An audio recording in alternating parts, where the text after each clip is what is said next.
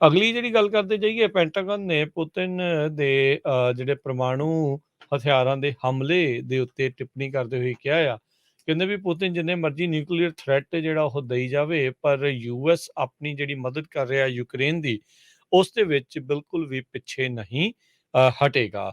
ਸੋ ਇਹ ਜਿਹੜਾ ਕਹਿੰਦੇ ਵੀ ਅੱਜ ਪੈਂਟਾਗਨ ਦੇ ਟੌਪ ਦੇ ਸਪੋਕਸਪਰਸਨ ਆ ਉਹਨਾਂ ਨੇ ਬਿਆਨ ਦਿੱਤਾ ਹੈਗਾ ਆ। ਸੋ ਕਹਿੰਦੇ ਵੀ ਸਟੇਟਮੈਂਟਸ ਜਿੱਦਾਂ ਦੀਆਂ ਮਰਜ਼ੀ ਜਿਹੜੀਆਂ ਉਹ ਆਈ ਜਾਣ। ਬੀਤੇ ਦਿਨਾਂ 'ਚ ਪੁਤਿਨ ਨੇ ਜਦ 3 ਲੱਖ ਲੋਕਾਂ ਨੂੰ ਇਸ ਦੇ ਵਿੱਚ ਘੱਲਣ ਦੀ ਗੱਲ ਆਖੀ ਤੇ ਉਸ ਤੋਂ ਬਾਅਦ ਦੇ ਵਿੱਚ ਜਿਹੜੇ ਸਾਡੇ ਰਾਸ਼ਟਰਪਤੀ ਆ ਬਾਈਡਨ ਉਹਨਾਂ ਨੇ ਯੂਐਨ ਦੀ ਜਨਰਲ ਅਸੈਂਬਲੀ 'ਚ ਜਾ ਕੇ ਵੀ ਆਪਣਾ ਬਿਆਨ ਜਿਹੜੇ ਦਿੱਤੇ ਸੀ, ਭਾਸ਼ਣ ਜਿਹੜਾ ਉਹ ਦਿੱਤਾ ਸੀਗਾ। ਖੁਦ ਪੁਤਿਨ ਤਾਂ ਉੱਥੇ ਮੌਜੂਦ ਨਹੀਂ ਸੀਗਾ ਪਰ ਲਾਵਰੋਵ ਜਿਹੜੇ ਉਹਨਾਂ ਦੇ ਫੋਰਨ ਮਿਨਿਸਟਰ ਆ ਉਹ ਉੱਥੇ ਜ਼ਰੂਰ ਮੌਜੂਦ ਸੀਗੇ। ਸੋ ਪੁਤਿਨ ਨੇ ਉਸ ਦਿਨ ਧਮਕੀਆਂ ਜਿਹੜੀਆਂ ਉਹ ਚੰਗੀਆਂ ਦਿੱਤੀਆਂ ਪਰ ਯੂਕਰੇਨ ਦੇ ਦੁਆਰਾ ਜਿਹੜਾ ਵਾਪਸ ਉਹਨਾਂ ਦੇ ਇਲਾਕਿਆਂ ਨੂੰ ਕਬਜ਼ੇ ਅਧੀਨ ਲਿਆ ਜਾ ਰਿਹਾ ਹੈ ਉਸ ਤੋਂ ਬਖਲਾਹਟ ਦੇ ਵਿੱਚ ਪਾਰਸ਼ਲ ਮੋਬਿਲਾਈਜੇਸ਼ਨ ਪੁਤਿਨ ਨੇ ਐਲਾਨੀ ਹੋਈ ਆ। ਤੇ ਅੱਜ ਪੈਂਟਾਗਨ ਨੇ ਵੀ ਕਹਿ ਦਿੱਤਾ ਵੀ ਭਾਈ ਤੁਹਾਡੀਆਂ ਧਮਕੀਆਂ ਦਾ ਸਾਡੇ ਉੱਤੇ ਕੋਈ ਅਸਰ ਨਹੀਂ, ਅਸੀਂ ਯੂਕਰੇਨ ਦੀ ਮਦਦ ਕਰਦੇ ਰਵਾਂਗੇ। ਜੀ ਅਗਲੀ ਜਿਹੜੀ ਗੱਲ ਕਰਦੇ ਜਾਈਏ ਪੈਂਟਾਗਨ ਨੇ ਪੁਤਿਨ ਦੇ ਜਿਹੜੇ ਪਰਮਾਣੂ ਹਥਿਆਰਾਂ ਦੇ ਹਮਲੇ ਦੇ ਉੱਤੇ ਟਿੱਪਣੀ ਕਰਦੇ ਹੋਏ ਕਿਹਾ ਆ ਕਹਿੰਦੇ ਵੀ ਪੁਤਿਨ ਜਿੰਨੇ ਮਰਜ਼ੀ ਨਿਊਕਲੀਅਰ ਥ੍ਰੈਟ ਜਿਹੜਾ ਉਹ ਦੇਈ ਜਾਵੇ ਪਰ ਯੂਐਸ ਆਪਣੀ ਜਿਹੜੀ ਮਦਦ ਕਰ ਰਿਹਾ ਯੂਕਰੇਨ ਦੀ ਉਸ ਦੇ ਵਿੱਚ ਬਿਲਕੁਲ ਵੀ ਪਿੱਛੇ ਨਹੀਂ ਹਟੇਗਾ।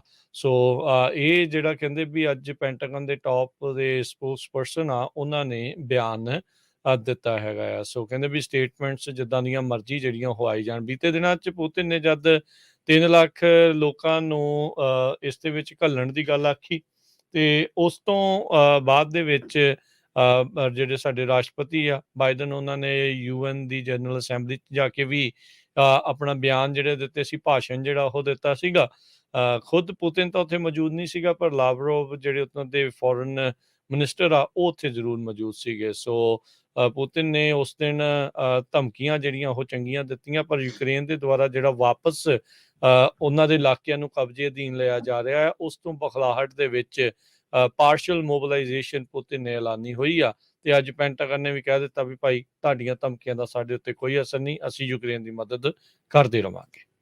ਜੀ ਅਗਲੀ ਜਿਹੜੀ ਗੱਲ ਕਰਦੇ ਜਾਈਏ ਪੈਂਟਾਗਨ ਨੇ ਪੁਤਿਨ ਦੇ ਜਿਹੜੇ ਪਰਮਾਣੂ ਹਥਿਆਰਾਂ ਦੇ ਹਮਲੇ ਦੇ ਉੱਤੇ ਟਿੱਪਣੀ ਕਰਦੇ ਹੋਏ ਕਿਹਾ ਆ ਕਹਿੰਦੇ ਵੀ ਪੁਤਿਨ ਜਿੰਨੇ ਮਰਜ਼ੀ ਨਿਊਕਲੀਅਰ ਥ੍ਰੈਟ ਜਿਹੜਾ ਉਹ ਦੇਈ ਜਾਵੇ ਪਰ ਯੂਐਸ ਆਪਣੀ ਜਿਹੜੀ ਮਦਦ ਕਰ ਰਿਹਾ ਯੂਕਰੇਨ ਦੀ ਉਸ ਦੇ ਵਿੱਚ ਬਿਲਕੁਲ ਵੀ ਪਿੱਛੇ ਨਹੀਂ ਹਟੇਗਾ।